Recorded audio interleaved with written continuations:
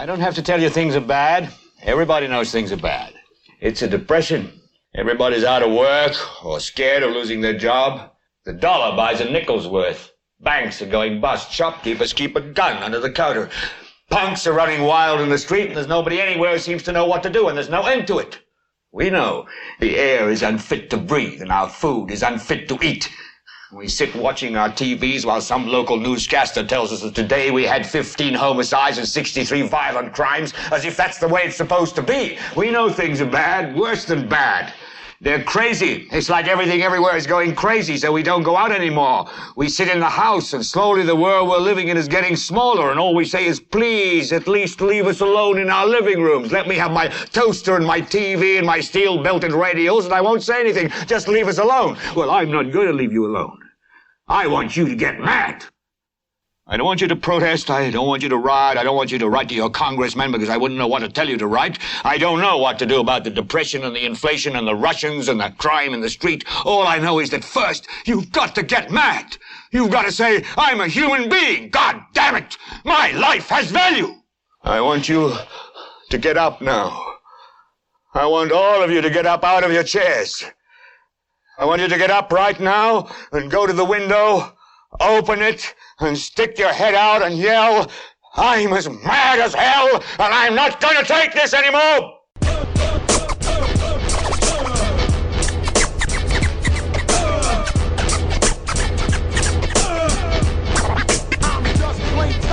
Here, fuck off, will you? Fresh, yeah? Welcome to the Fresh Batch, episode 17. The Fresh Batch, myself and Dean, chilling. Wow, it's amazing. That's amazing how quickly they kind of come on you, isn't it? 17. So how are you feeling about it? I'm more into it now. I was kind of before, I was more about, we're getting loads of likes and we're getting loads of this and we're getting loads of feedback. Now I'm more into it for myself. Yeah, I'm liking what we're getting out of it, you know what I mean? What's that? Well, we're having real deep conversations once a week, which is deadly for me. The fact that it's being recorded it's not that important to me, you know? It is important to have the record of it. I think it's great, you know, the one we done with me Dan or the one we done with different people are deadly, like, you know, to have that as a record, you know? What are you getting out of it? I have a place to express myself, which is great, like, you know, to be honest and to be open. Yeah, so, yeah, it's a platform to express myself, and that's what I'm getting over. What are you getting over? Yeah, I like the space to have the conversation, because you have conversations with people all week, but very few of them are longer than 5 minutes. They're superficious. Yeah, but even the length of them, the time to settle in, it's kind of hi there, hello conversations. Now, I have a few opportunities where I can grab people for a few minutes and go a little bit deeper. And I enjoy that.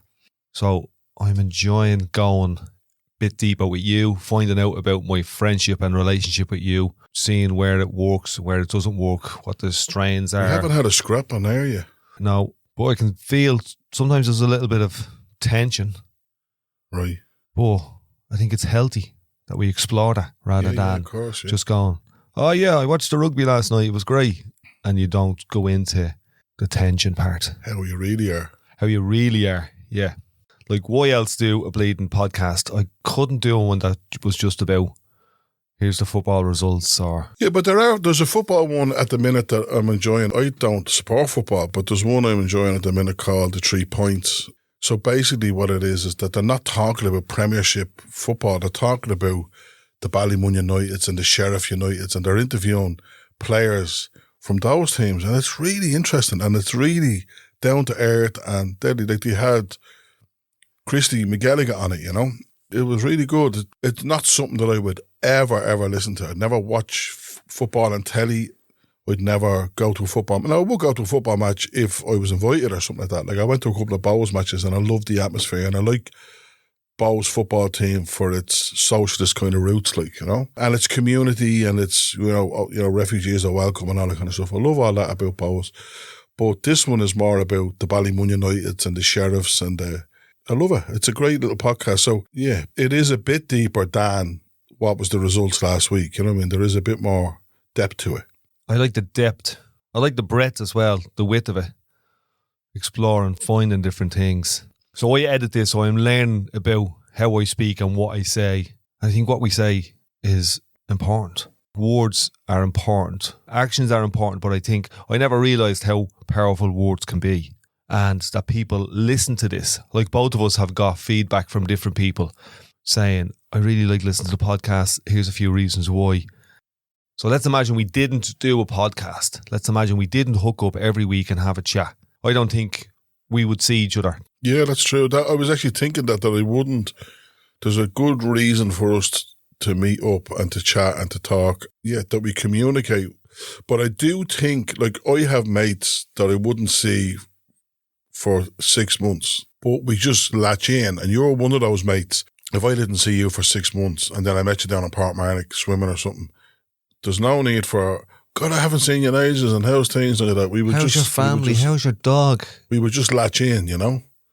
So you return back to that point. You start the conversation almost at the same point. There's a fella called Aidan Walsh in Dublin. He's a character. And there's a film made about him called The Master of the Universe, you know? And there's a great story about him that he had a row with not the Sultans of Ping. Who's the other Cork band? After all, I really love you. He had a row with them, right, in Cork, like, let's say 20 years ago, right? And then he met them. So, you know, the end of the row was whatever, like, you know. Yeah, and she did put the bleeding pineapples in the jar. And then 10 years later, he bumped into them on the street in Dublin and they were like, Aidan, what's the story? How's it going by? And he went, there was no pineapples in the jar. So he picked it up right there. Right. So what's that like where you get an hour and a half with somebody every week?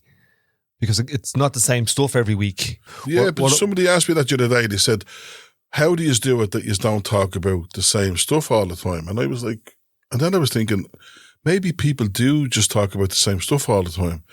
But me and you would have never been like that. We would have always kind of kept in the moment, like, or kept in the real or in the... And we'd always have a good giggle about people's different perceptions of the world, like. Or our own madness. Now, I was told by my therapist, I'm not to call myself mad anymore. I'm a unique thinker. Your therapist is mad. Do you have a therapist? I do. Everybody's a unique thinker. Everybody is a unique thinker. But that kind of goes against what I was saying there a second ago. So we said lots of people just talk about the same thing. It's the rugby. How's your ma? How's your dad? Is your sister working? All that kind of stuff, right? And it's superficious, yeah? Superficial. So it's superficial, and you just go, hey, how's your granny? How's your dad? Blah, blah, blah, blah. And you just go, right? Like, yeah, it's a level of conversation that's just about... It's a greeting. Gratuities, is that what you call it? Like, yeah. Greetings, yeah, hello. It's a greeting. And the weather's grand, isn't it? And yeah, and they kind of kick their leg a little bit. You know that one? How are you? Yeah, would you paint my the rugby team? It's a shame. You know when you're painting your islands and someone comes along and she goes, will you do mine? And then she gives herself a little kick. She kicks her leg up. Every time I wash the dishes, I have me toe on the ground and me heel up. It's camp as fuck. What's that all about? I don't know. I just drying the dishes, washing the dishes, and me heel goes up in the air.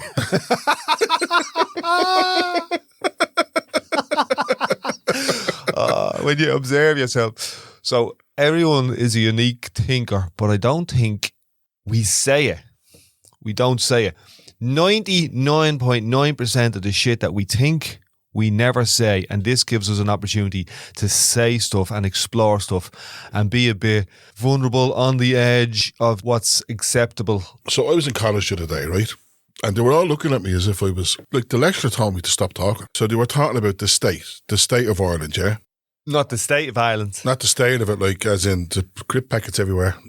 And I said, the state is a figment of our imagination. And they're like, what are you talking about? And I said, well, 100 years ago, the state was made by a group of people. They're all dead, right? So it doesn't exist in them. The state isn't a physical thing. It's an agreement between us. It's a set of principles or an agreement or a set of values. What is it? It's an agreement. We agree that there are rules, laws, regulations, specific structures and bodies and ways of doing business, politics, and that's called the state. So the state exists in our heads. Or on paper in legislation. So if the paper went on fire tomorrow, all the paper went on fire, right, in a Well, building. let's say we had copies of the proclamation and we burnt every one of them. The proclamation still exists. Absolutely. It exists, all the state, all the bodies, like, the company that I work for, it's not a real thing. The building is a building, right? But that could be changed into a creche tomorrow. The organisation that I work for exists in all our heads. The company is not a thing. People were thinking, please shut up, Ray. What are you talking about? It was like, what are you talking about? And I said, you don't understand what I'm saying is that the state, like most things, a lot of the stuff that we talk about defines our day actually doesn't physically exist. What do you see in your mind when you see the state of Ireland? What do you see? Big harp. What's the visual in your head? Like, is there a visual? I also know that we think, in audio, we think in visual, but we also think there's another part that we think in, which doesn't, we have feelings about things. We think in smell as well. Like, smell is very evocative. Like I always remember the smell of Christmas. At Christmas time, I always get it's probably the smell of the print on the boxes or something like, you know what I mean? But there's a definite smell. The smell of the copy, the new book that you get when you're a kid and you flick the pages and smell it. The new wallpaper on your books and all that. For me, the state would be the administration, the decision makers.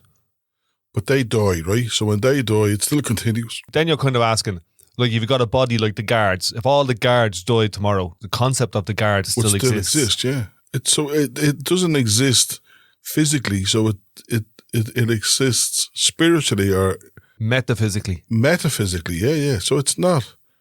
A lot of the stuff that defines our day doesn't exist. Corporations, RTE. You have to change all the staff in RTE.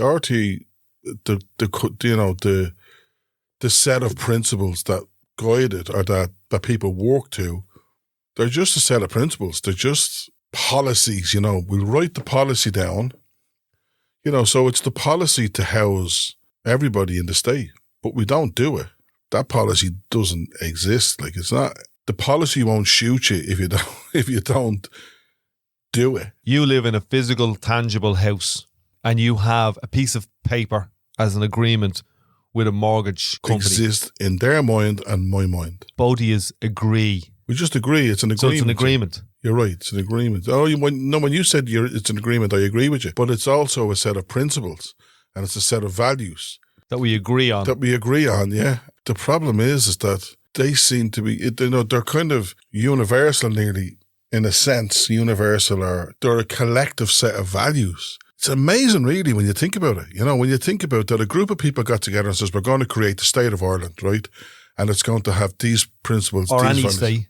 Or any company or any radio station or any. We're going to do this and it's going to be this thing here. Or any border. We're going to have that field over there and this field over here. So that field over there is in Ireland and that field over there is in the north of Ireland. But yet, going through it, the grass is the exact same. The cows moo the same on either side. Moo.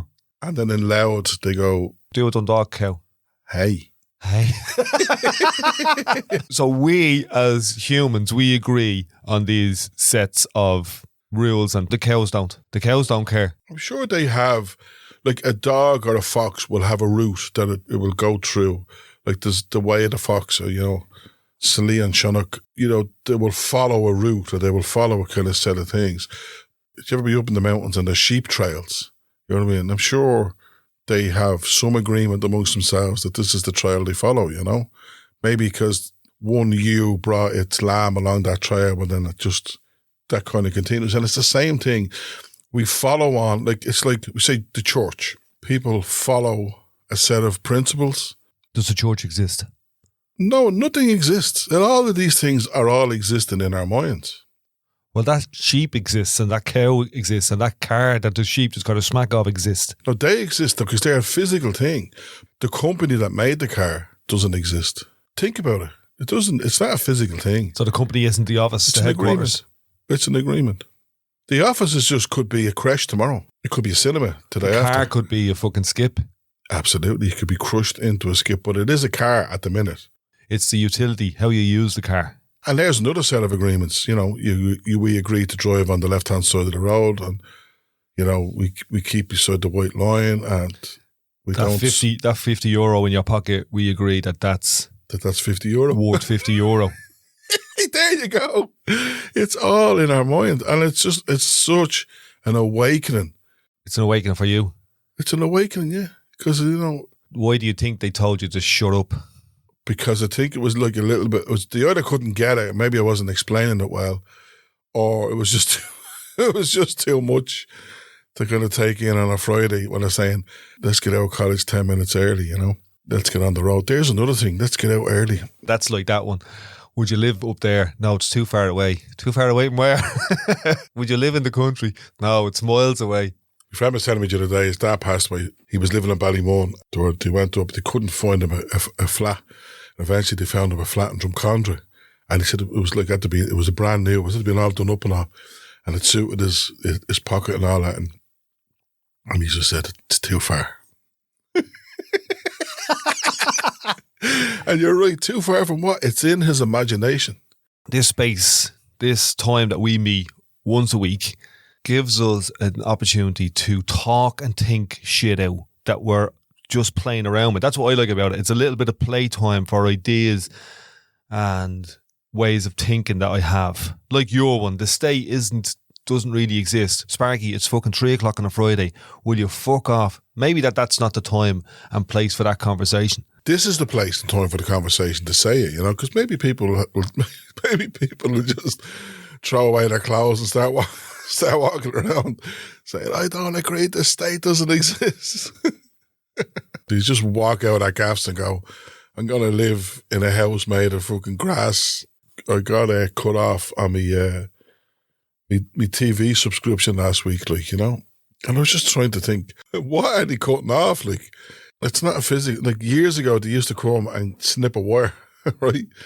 There was a company called Maryland, and they used to come up and put a ladder up the side of the gaff, and they cut you off, and then the outlet across the road, go up a different ladder 5 minutes later and tap you back into it. Electricity is a hard one. Like, I was in college when I was about 18 doing electronic and electrical engineering. Part of it was drawings like alarms and heating systems and all that. And the other part was electricity and electromagnetism. And no matter how much I stared at the page or the lecturer taught us, these are the properties of electricity, I just couldn't get my head around electricity. But then, can I just tell you, right, you're part of 99.9999999. But I was fucking studying it, right? I know, but I think even people who study it just accept that electricity is protons and neutrons getting pushed along a conductive material, you know?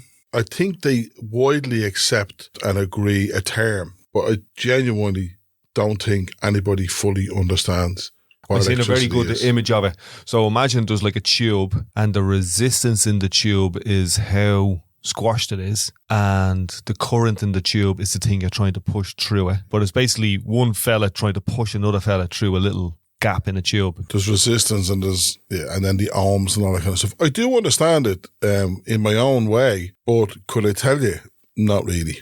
I'm as mad as hell, and I'm not going to take this anymore. So the network is a film. Basically, this fella is like a newsreader on this network. His perception of what society is starts to fall away, just like what you were saying there. What's the state and what's this? It's just an agreement.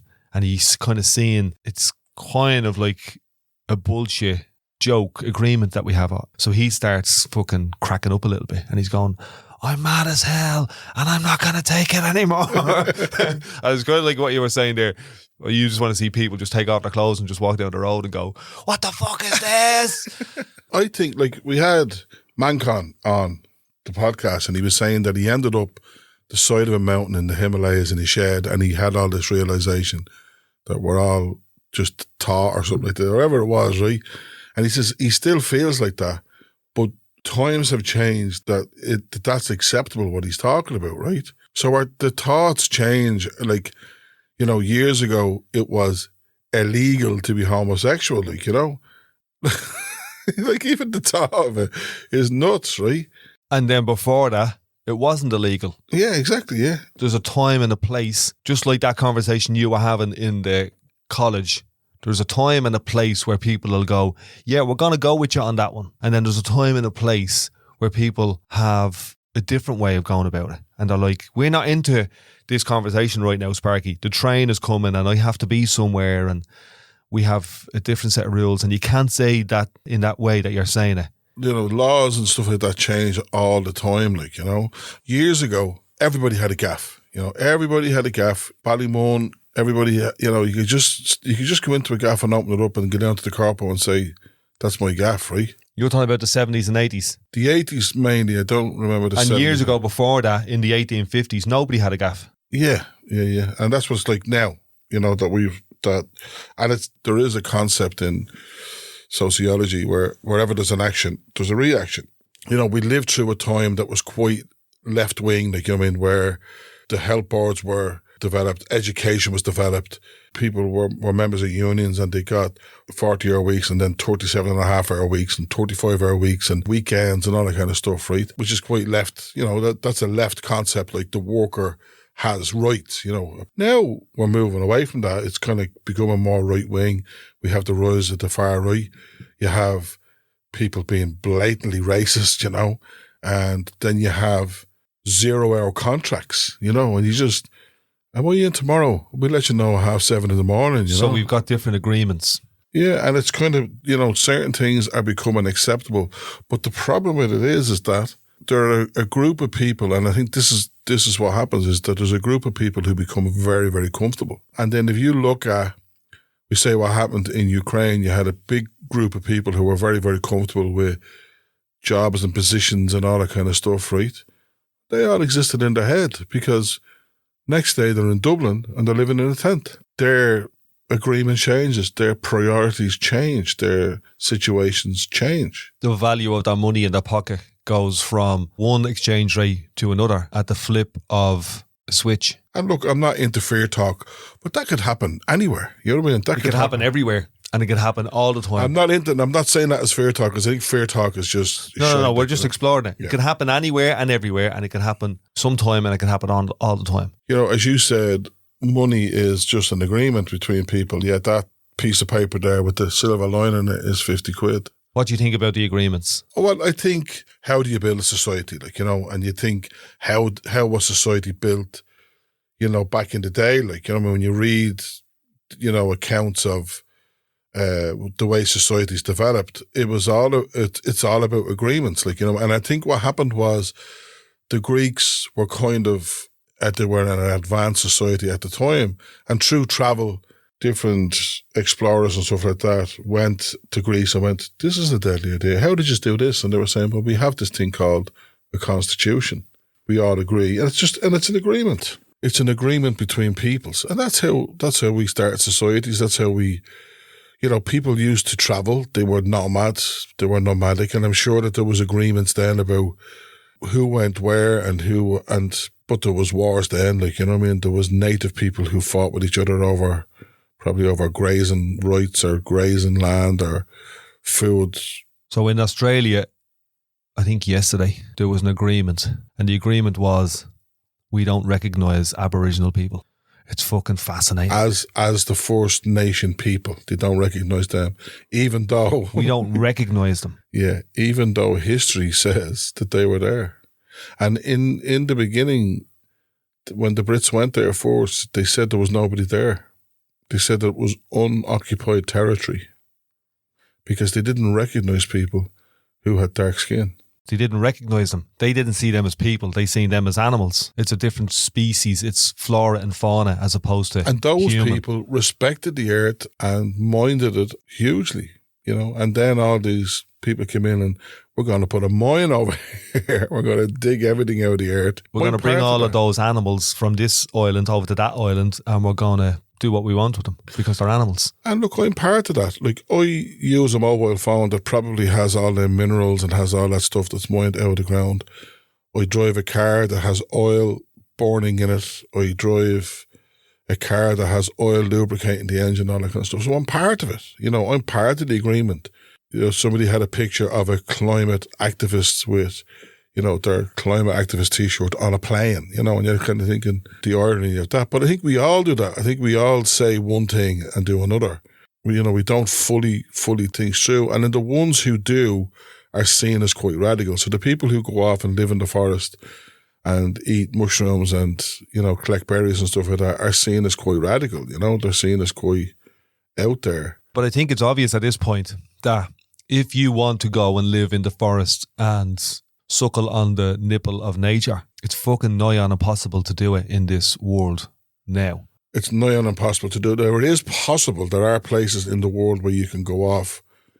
Now, you still will have to live within the boundaries of a state. I think every single piece of land in the world there's an agreement that a state exists there. So you have to. Yeah, and also you don't have the specialist skills to, unless you've learned to be a bleeding ironmonger. Iron? Like, if you're going to live in the woods, what do you need ironmongery for? Well, how are you going to make a knife? Yeah, I don't know. But I'm sure there are people who have lots of those skills. Like, I know a guy who lives on an island. You met him when we were down in Inishbofin, and he had 11 apprenticeships done in his life. So he was a butcher, he was a hotelier. He had all those apprenticeships done, and they're skills that he acquired because he lived on an island off Galway. So I'm sure if Johnny and Mary go out to Alaska and live out in the wilderness and they want to make knives, they'll find whatever it is to make knives there. Or maybe they'll trade berries for a knife. Different people with different skills, resources and specialities. So somebody has the eggs, somebody has the cold bolt for the phone, somebody has... But isn't that how life works anyhow? Like, I get paid to work with young people, right? To create conditions for them to develop, okay? And then I get paid for that, and then I buy the cheese and the bread off Lidl or off SuperValu, wherever it is, right? And it's all an exchange. That has been the nature of mankind, I'd say, since the beginning, We have water. Well, they give us a bucket of water and I'll give you a chicken or something like that, you know what I mean? That kind of barter system, that exchange system. So I think that's quite natural and normal in society. But I think people who go off the grid and who go out into the middle of nowhere to get away from the agreements. The state. Why did you bring up the state? Well, it's just we were talking about the state. I had been thinking about this a lot recently, about those agreements, you know what I mean? And how did they come about? How do you build a society to follow these ideals? And how did they become the norm? So if somebody says to you, you can't charge €45 for a Mars bar, why not? Because there's agreements and there's, all those kind of stuff. Trade agreements. There's an understanding things will be a certain price. Yeah, but that understanding has times and places and people where those rules can fall away and it's accepted. In Israel at the minute, where in the war zones, or in Ukraine where the norm has broke down, they'll charge anything on the black market for diesel or petrol or whatever. There's no norm there, right? So the agreement is broken and a new agreement exists, which is, well, petrol is a serious commodity, so it's going to cost you £100 a litre.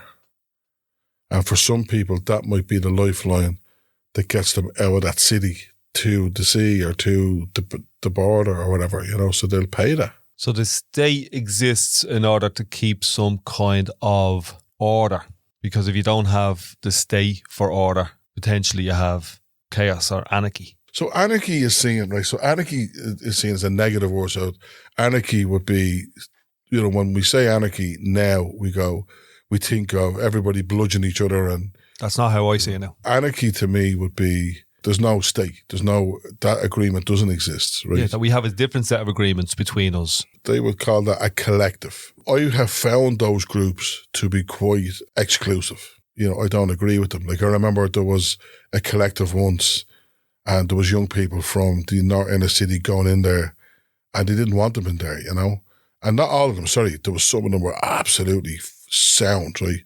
But there was a group of them who didn't want to hear, "Hey, Rasha, I want to get my bike fixed." They wanted, "Dougal, would you like some vegan soup or something like that?" They were a collective of middle class people, like, you know. Yeah, well, they had a certain type of conversation that was acceptable. Just like your lads on a Friday, when you bring up the state, at that point, with that conversation, with the way you were saying it, they were like, we're not into that. So it's kind of the same as that anarchist collective. We're not into hearing this accent with this type of conversation. We want that outside of what we're doing. Yeah. So they created their own little agreement. One of the agreements in that is don't have this set of people in there. But yet the whole anarchist collective, the one that they follow, would have arisen out of the working class in Spain. So there's contradictions. Well, come here, in, I'm in full both. of Well, that's what you were saying. I'm full of contradictions. We're all walking contradictions, so you have to kind of get comfortable with the contradictions. If anybody is listening to this podcast, they're in a very small minority of people in the world. Very privileged minority. Anybody, doesn't matter who it is, once you're able to listen to this podcast, you're part of the state, part of the hypocrisy, part of the agreement. Yeah, when you pay for your Spotify, you're entering an agreement. You know, do you ever know, you go on to anything now on the internet and it gives you a little 4-page spiel. That's all the agreements that we agree. So why do we agree to the agreements? You had a great mate who had a book. Aidan Killian was amazing because he read the agreements and he's seen the madness that was in them. You know, when he challenged, they'd be looking for money off him and he'd send them a packet of beans or something like that, you know. And yeah, I agree that a packet of beans is equal to what you call €200. So he had a way of looking at it where he didn't agree with the agreements. He made up his own agreements. That reminds me of a little bit of that anarchy group. Yeah, I remember one day being on the phone and, so I rang, I don't know what it was, Credit Union or something, and they said, we just want to let you know that this call is being recorded for training purposes. And I says, yeah, and I just want to let you know that I'm recording it too. And she said, you can't do that. And I was like, we didn't agree to that. And I said, it's for training purposes. And she's like, no, you can't do that. I said, I have to hang up this call now. And she hung up the call. And the thing is, right, I needed a loan. So I rang 20 minutes later and never mentioned. So that's the reason why I think we go into the agreement is we need the loan, we need the petrol, we need the Wi-Fi, we need the heat, we need the light. So we just enter into all these crazy agreements. We need that distancing ourselves from the harshness of reality, of not having the agreement, of walking around naked with berries and knives that we bleeding carved out of wood. Like I follow a lot of people on YouTube who live off the grid in Ireland, like, you know, so there's a lot of them are English people who've moved here that want to get away from that mad society, like, you know, that kind of very oppressive society, you know, where, like, you know, a lot of them will say if you get a bill in Ireland, it's 50 quid. When you get it in the UK, it's 500 quid, you know. Some of them have moved here and some of them are kind of hippie-ish people, but some aren't. Some are just, you know, coming to lean into the silence or whatever.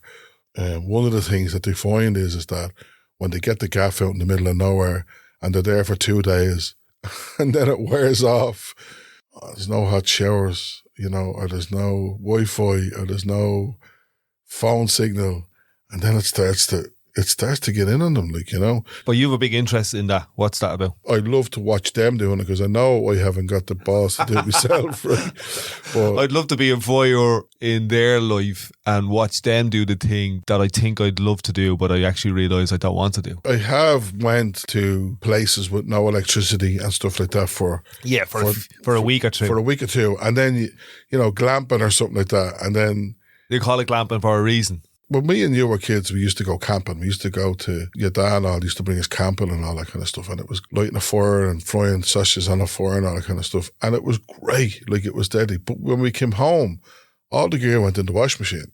You didn't live like that. But there are people who want to live like that. Yeah, so that's why I'm asking you, what's your interest in it? I would like to live a simpler life. I would like to not be connected to the agreements in some way. Which agreements could you let go?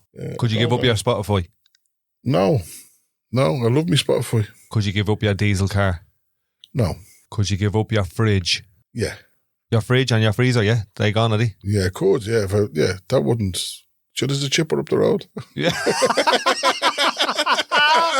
Oh my God, that's the best get out of jail free card I've fucking heard. There's a chipper up the road. Sure, I could just call Snoop Dogg and the Just Eat gang. And he'd turn up with a spliff and a load of fucking ketamine and fucking be deadly.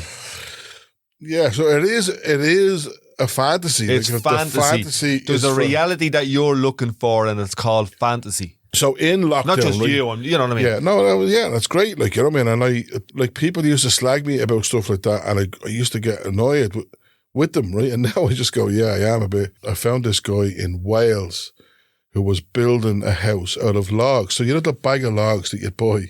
So that size logs, right? And he would put cement, some kind of cement, kind of lime down or something like that, and then put the logs in like blocks, okay? And he built this gaff, right? A round gaff out of logs in Wales. And I watched him and he made a turbine out of an old wash machine motor, yeah? There was a little stream ran past the gaff and he made. And then he started getting laptops and all kinds of stuff and wash machines and all that kind of stuff. And I was like, the only thing that he doesn't have is the bill, you know? And now he has to work to make sure the turbine does its job, and he has to have the knowledge to make the turbine work. Yeah, but he also didn't do anything to make the microprocessor in the laptop. No. There was a set of skills and resources and agreements that he benefited from. So he benefited from the state. But he wasn't promoting living off the grid, wearing sheep skin or Yeah, so that's what I'm saying. He wasn't promoting that. There's a certain amount of it you can. So there's the guy, you know your man, the moneyless man. I think his name is Mark Boyle, who lives down in Clare or something now, and he lives off the grid and he forages for food and he's no money. How's his mental health? It's meant to be amazing. It's meant to be amazing, like, you know. But I think, he wrote a book called The Moneyless Man, maybe 15 years ago. So he was in the pub one night and they were talking about, you know, world economy and all this kind of stuff. And somebody said to him, if you really want to do something, you need to live without money. So he decided to do it for a year.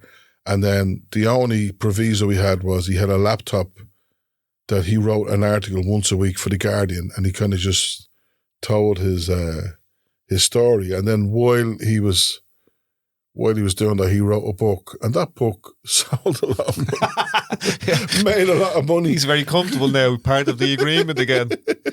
Here, you said something there a minute ago, oppressive. You said when people were in England and their bills were 500 quid, they were oppressive. What's that mean? Some societies now have become so fine-tuned that, like in England, you've got taxes like poll taxes but is it bedroom taxes and stuff like that? And the taxes are nuts, like, you know?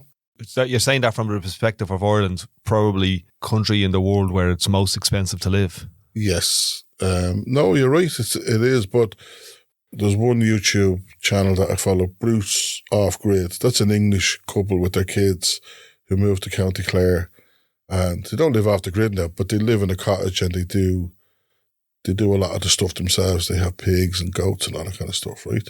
So there's groups of people like them, you know? Travellers.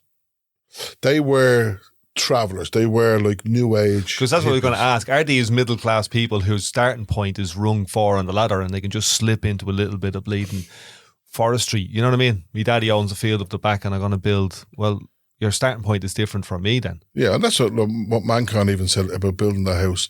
He had land, like, you know what I mean? He had a bit of land and he was starting on a different rung of the ladder, you know?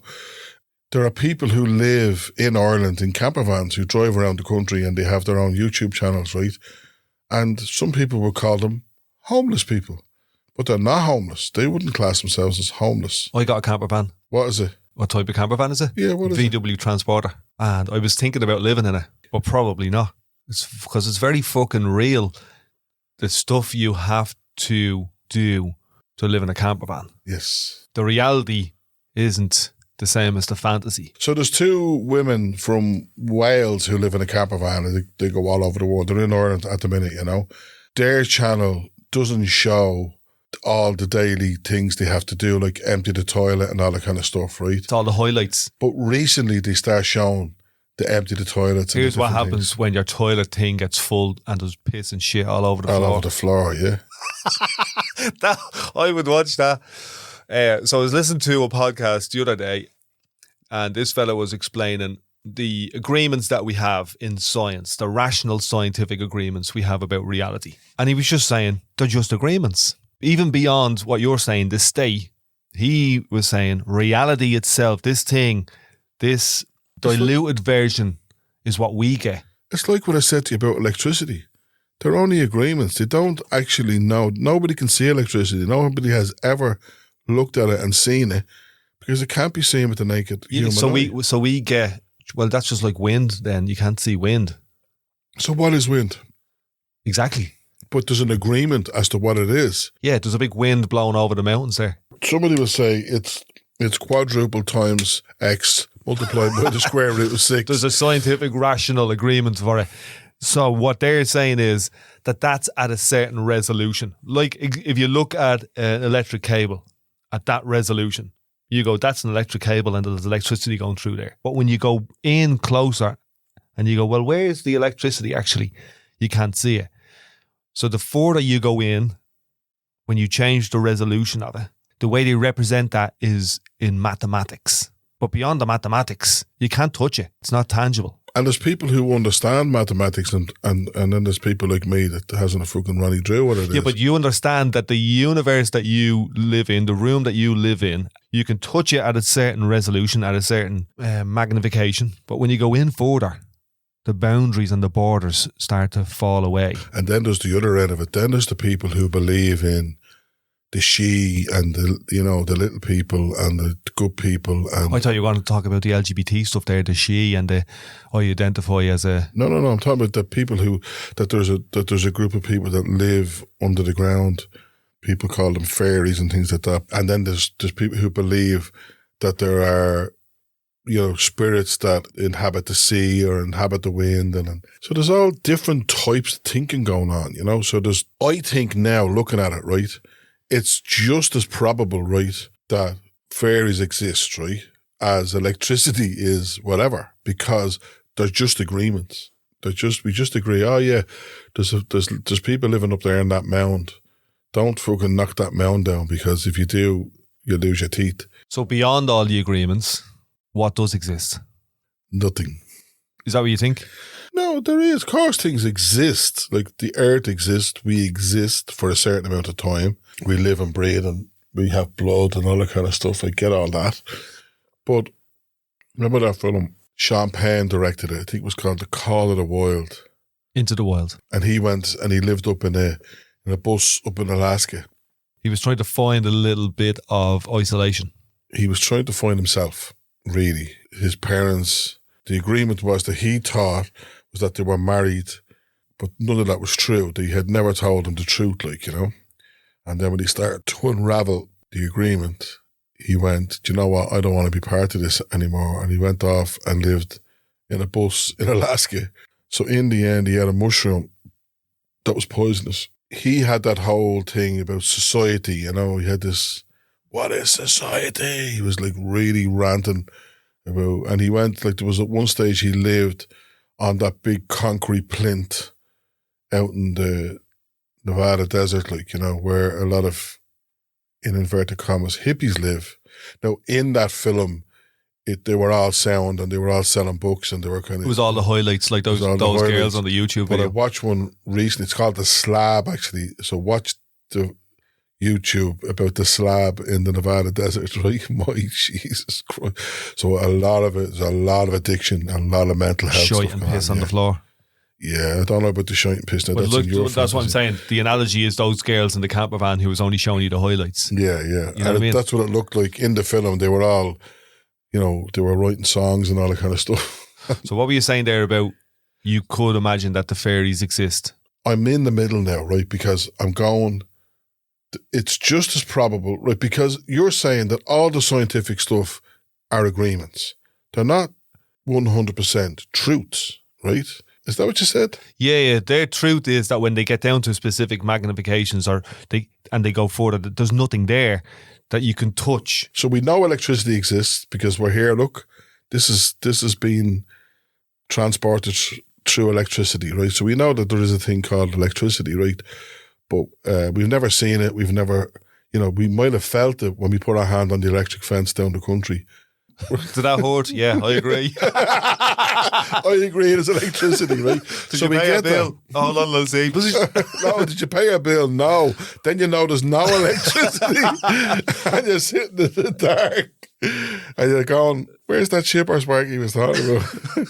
I used to laugh at people who believed in, the fairies and the spirits and all that kind of stuff. And I just think it's as believable. I used to laugh at people who believed in aliens and stuff like that. And people used to laugh at you when you said on a Friday, there is no state. So I'm comfortable with that now, and I'm comfortable with thinking, like people used to say, there's aliens and there's flying saucers. But Billy Connolly said a great thing. He says, why does the flying saucer not land in the middle of Trinity College? Where all these, it always lands out in the middle of fucking Ohio or something, Why does it not take an astrophysicist from Trinity College or something, you know what I mean? But what are you saying is where you used to laugh at those people, maybe you might be open. What I say now is that is as probable. So some people believe that there was a person called Jesus Christ who was the Father, Son, and the Holy Spirit. They believe that, right? The Holy Trinity. And that's as believable as believing that there was aliens landed in Area 51, right? So to me now, that's as believable as that. And that is as believable that there are little people who live under the ground and have raves and parties and they're So let's look at the edges of it. In one universe, none of those things are real. There's no truth in any of that. Yeah. And then in the other place, they're all true. In the other end of the spectrum, they're all true, all of them. No matter what wacky ones you think it is. Yeah, the way, I would have read fantasy books when I was a kid, like the Sword of Shannara and all those kind of stuff, Lord of the Rings, and, all those kind of things, and a lot of people are into that, kind of stuff, and they love, they dress up and go around and dress up as gnomes and all that kind of stuff, right? Those things do exist in people's imaginations, you know what I mean? So if electricity is your imagination, if the state is your imagination, well then why not Frodo Baggins? Do you know what I mean? It's, because they exist in our imagination. They exist in it's not the harsh reality of wood or steel or skin or bone. It's not that. The words that were written down by the author created the world that the author created. Christianity and all that is an agreement, right? It's an agreement that there is a higher power that is not of this earth. There's a list of agreements that nobody follows, even their fucking leaders. Yeah, well, it's what you were talking about Greece earlier on. There's the Greek myths, stories and agreements. And what you're saying, or what it sounds like you're saying, is those myths could actually be real. No, what I'm saying is I will accept that they're as real as electricity. Yeah. Because we don't know what electricity is because we've never seen it. So another way of phrasing it is it could be real because electricity could be real. Yeah. Without putting words in your mouth. I now understand that those things are as real as... This is what happened in college the other day. And they were like, we want to go home, help. I don't know. I do know myself what I believe, but it's hard to articulate. So that's why we do this podcast, so we can get to that place. That has changed in you.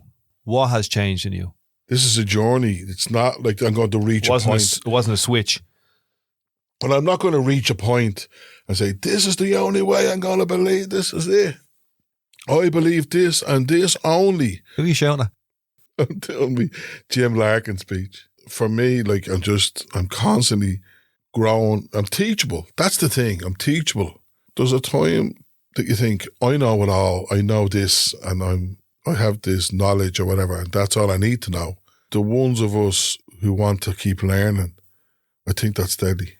I look at my dad and he's able to use a smartphone, he's able to use a laptop, but I know people who are 50 who can't use phones and laptops and stuff like that because I think they felt that they knew enough. Are you thinking The more you learn, the less you know. You were saying you were open to the possibility that fairies are having raves underneath the ground. So what I'm saying is the more that you're open to that stuff, the more possibilities come in, and the more that you realise you don't know it all. You don't understand. Oh no, that's what I'm realising, that I don't know. You know, I said there are some people who learn a certain amount and then they stop learning. They go, well, I've learned enough now. I don't need to learn anymore. I want to keep learning until I go to the next bit over the clouds. When I go into the next realm, the realm of I'm trying to think of something like our Lord of the Rings, you know, the realm of the Spartacus. You know, some people call it the Great Divide. I don't think when people die that the thought processes or any of that kind of stuff, or that changes, where in human form, floating around the universe and that like that, looking for cheap fucking ice pops and like that. But I do think the energy just changes into something else. I'm not saying I will be conscious thinking, Jesus, is Dean Scurry still doing podcasts or something like that when I pass away? But I do think that energy will continue as something else. See, I would call that a spiritual awakening, right? That I realise, Jesus, all these things that I hang my coat on, right? Churches, colleges, you know, like I suppose in families there are a list of rules, but you never sit down at the Sunday table and say, right now, we have an agreement, call your bleeding birth cert and your baptism cert, and you live in that house with that family. When they all go on fire, they mean really nothing, you know what I mean? You know, we still are connected to the Homo sapien that lived off the earth. Like, we're still connected to that. Again, not fair talk. We could return to that if society and if all those agreements break down. It's a great plot for a movie, isn't it? So in Palestine, the agreements are falling apart. There was a country called Palestine in 1947, this big, huge country. And then after the Second World War, the Jewish people wanted a homeland. And they've always wanted a homeland, which comes from biblical times, you know, that they would wander the earth. So the Brits, in all their wisdom, created a homeland. An agreement for these people, and they went and lived there, and then they occupied that land. And they all agreed we're a specific type of people. Jews and Arabs lived together in harmony on that piece of land for thousands of years, like, you know. But they were all Homo sapiens. Different tribes, you know, Muslim and Jewish. But what's happened now is that one group of people says, well, this land is ours, and they'll bulldoze people's houses down and all, saying, no, that's ours. We didn't like the agreements that was in place. We're not going to play by the rules of that agreement. Well, they're going to go in now and bomb the shit out of Gaza in the next couple of days because they want to wipe out that agreement that's called Palestine. They want that country erased. So what you were saying there, you know, we might all return to that place. Those people are returning to that place. They're going into a different agreement. They're going to go to a place where there's no houses, there's no water, there's no electricity, there's no banks, there's no schools, there's no cars, there's no Spotify, there's no mobile phones, there's no water. All there is dust, people standing there going, what the fuck just happened? I thought we had an agreement. But a lot of those people have lived in that precarious existence for years and years and years because of those agreements, you know. Their lives have been minimised, you know, their existence. Well, it's like what you were saying about the people in Britain. There was a certain amount of agreed oppression that we buy into, that we agree into. Yeah, and when you look at, like, the Mike Leigh film, Daniel Blake, like, that was a big wake-up for a lot of people, you know, that, you know, this older guy arriving down to the job centre or down to the... So, no, you have to apply for that online, and you can only do that on a Monday or a Tuesday. You have to wait till next week, and then you're wondering why there's so many people end up homeless, you know? Because we agree to the agreements. When there's agreements that come in that we don't fully understand or even know exist, they just kind of build up and build up and build up. And then those become a state. For example, North Korea or China. They become a state, and there's a certain way of being in that state.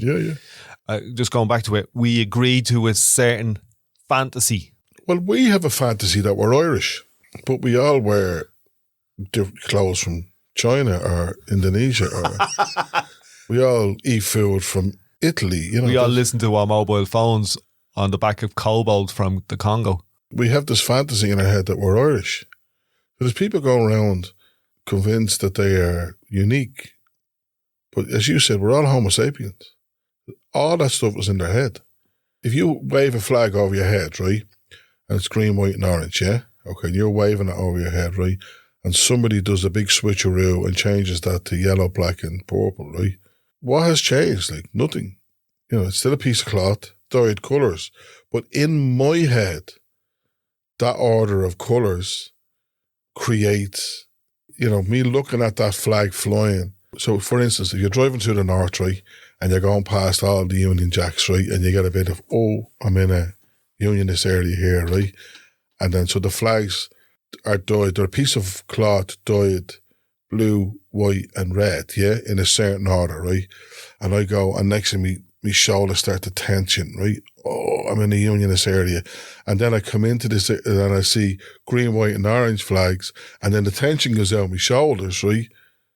And I'm back in the reality. Nothing has changed. Yeah, right? but I'm back in the reality in my head that I'm comfortable with. I'm back in with my own or something like that. I'm back in with the agreement. Never met these people. With the agreement that I like, I'm back in there where I kind of am still being oppressed, but I'm all right with this level of oppression.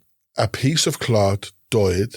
Or any pattern, a bit of music. Ireland's call, Ireland, Ireland, we didn't win the rugby. It's all in my head.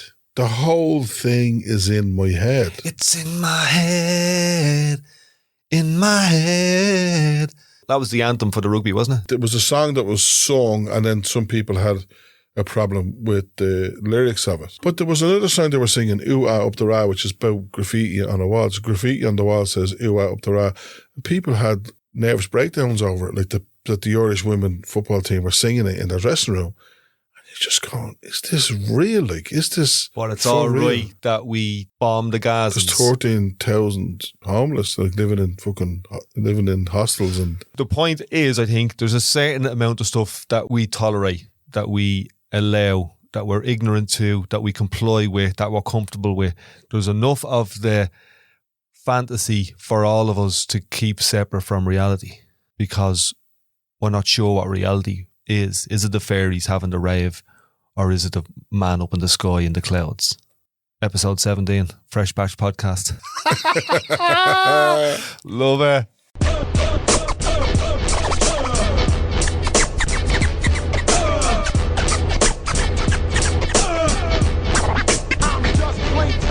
Here, fuck off, will you? Fresh, yeah? you know the Jim Larkin statue? He only did that once. He only put his hands out like that once. But he's forever remembered from standing there with his hand up like that. I think he was saying, I was in Bordeaux and I got a fish and it was that size. And then he says, right, we'll have the speech now we'll talk about the union in a minute. I just want to tell you, somebody took a photograph of it and now he's forever remembered. And he never are done all that. wrecking my head. Hands out like that. Fuck off, away at me. Somebody took a picture of it and he's forever now on a statue, but he never ever done it. He always had his hands in his pockets. I digress.